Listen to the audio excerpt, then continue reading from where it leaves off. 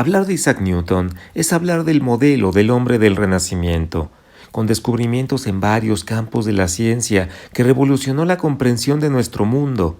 Sus descubrimientos en astronomía, física y matemáticas hacen que sea llamado el padre de la ciencia.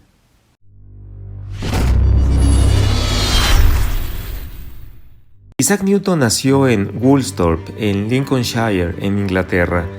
Aunque según el calendario en uso en el momento de su nacimiento, nació el día de Navidad de 1642, pues el calendario gregoriano no se adoptó en Inglaterra hasta 1752. Una vez adoptado, la fecha del calendario gregoriano corregida para alinearla con nuestro calendario actual es el 4 de enero de 1643. Aunque la vida de Newton fue increíble, comenzó de una manera complicada. Su padre dejó este planeta meses después de que naciera y a pesar de ser prematuro y enfermizo, consiguió superar los primeros años de infancia. A los 3 años, su madre se volvió a casar y su padrastro, el reverendo Barnabas Smith, no quería al niño Newton, así que lo llevaron con su abuela materna, quien se haría cargo del niño por muchos años. Dejaremos de lado su vida personal y nos centraremos en ese increíble año donde revolucionaría la ciencia. A los 17 años, en 1661, fue admitido en el Trinity College de Cambridge y se educó en la filosofía aristotélica. El objetivo de Newton al entrar a Cambridge era obtener un título en Derecho, aunque también llamaban su atención los trabajos en astronomía de Galileo y la óptica de Kepler. Según Abraham de Moivre, el interés de Newton por las matemáticas comenzó en el otoño de 1663, cuando compró un libro de astrología. Sí, escuchaste bien, astrología, en una feria en Cambridge, y descubrió que no podía entender las matemáticas que contenía. Al intentar leer un libro de trigonometría, descubrió que carecía de conocimientos de geometría y decidió estudiar por cuenta propia los elementos de Euclides, y así fue sumergiéndose en otros textos de matemáticas publicados en su época, como la geometría de Descartes o la nueva álgebra y geometría analítica de François Viet, o los textos de John Wallis, ideando nuevos métodos para resolver problemas planteados en estos. Y en 1663, Isaac Barrow, profesor de Newton, reconocería el genio matemático del más destacado de sus alumnos. Así, Newton fue elegido erudito el 28 de abril de 1664 y recibió su licenciatura en abril de 1665. Pero el genio de Newton estaba por aparecer. Ese mismo año, la peste bubónica llegaría a Londres, por lo cual en el verano de 1665 la universidad cerró y el joven Newton tuvo que regresar a Lincolnshire.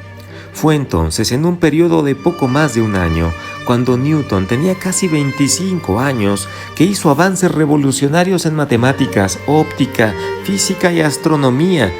Fue en este periodo que sentó las bases de su versión del cálculo, su teoría de los colores y la teoría de gravitación.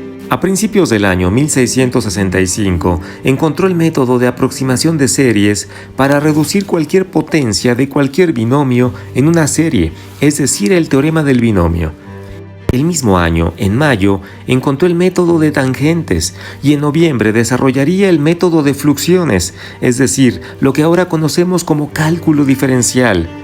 Y en mayo siguiente descubrió el método inverso de fluxiones, es decir, en términos modernos, el cálculo integral. Los métodos ideados por Newton le permitieron encontrar el área bajo casi todas las curvas algebraicas conocidas entonces. Estos problemas, el de las tangentes y las áreas, habían esperado demasiado, muchos años para que apareciera una solución general. Si bien muchos matemáticos lograron avances, fueron para casos particulares. Las ideas planteadas por Newton resolvían de manera general ambos problemas. Pero esto no fue todo. Descartes pensaba que un cuerpo en movimiento circular se esfuerza por alejarse constantemente del centro. Se creía que los cuerpos con movimiento circular tenían su propia fuerza innata, llamada centrífuga. Pues ese mismo año, en 1666, descubrió cómo estimar esta fuerza. Newton descubrió esta fórmula. Esta fuerza centrífuga en realidad no es una fuerza, sino un efecto debido a la inercia de un objeto que sigue una trayectoria curva. Esta ecuación es similar a la de la fuerza centrípeta, que hace que un objeto siga una trayectoria curva, excepto que la fuerza tiene la dirección opuesta. Después usó ideas del gran Galileo para mostrar que la rotación de la Tierra no arroja cuerpos al aire porque la fuerza de la gravedad, medida por la velocidad de caída de los cuerpos que caen, es mayor que la fuerza centrífuga que surge de la rotación de la Tierra. Luego demostró que si suponía que la tercera ley de Kepler era cierta, entonces esto implicaba que la fuerza de la gravedad deben variar con el cuadrado de la distancia entre los objetos. Dedujo que la fuerza que mantiene a los planetas en sus órbitas debe ser inversamente proporcional al cuadrado de sus distancias desde los centros alrededor de los cuales giran, y comparó la fuerza requerida para mantener a la Luna en su órbita con la fuerza de gravedad en la superficie de la Tierra.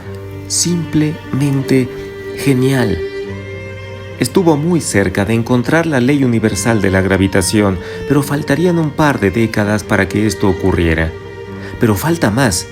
En enero de 1666, Newton trabajó en experimentos de óptica. En palabras del propio Newton, en una recámara muy oscura, en un agujero redondo de aproximadamente 1/3 de pulgada de ancho, coloqué un prisma de vidrio, por el cual un rayo de luz del sol que entraba por ese agujero podría ser refractado hacia la pared opuesta de la cámara, y allí formar una imagen coloreada. Newton realizó un diagrama con pluma y tinta en el revés de un trozo de papel. Este experimento demostró que la luz blanca estaba compuesta de múltiples colores y que los colores que vemos en el arco iris son inmutables. Y no fue hasta principios de 1672 que Newton presentó su teoría de los colores a la Royal Society. Según esta teoría, la luz blanca debía considerarse como una mezcla heterogénea de rayos refractados de manera diferente. Cada grado de refracción correspondía a un color particular, y tanto el color como la refracción de un rayo dado eran propiedades innatas e inmutables de ese rayo. El periodo de casi más de un año, comprendido entre 1665 y 1666, fue el año maravilloso de Newton.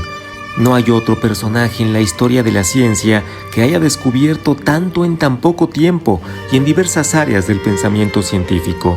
Simplemente espectacular. Hay mucho que decir sobre la vida de Newton, pero eso será en otro video. Nos vemos el próximo.